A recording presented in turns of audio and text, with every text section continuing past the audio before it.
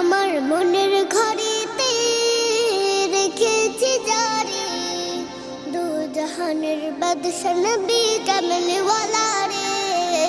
দু জাহানের বাদশা নবী কামলিওয়ালা রে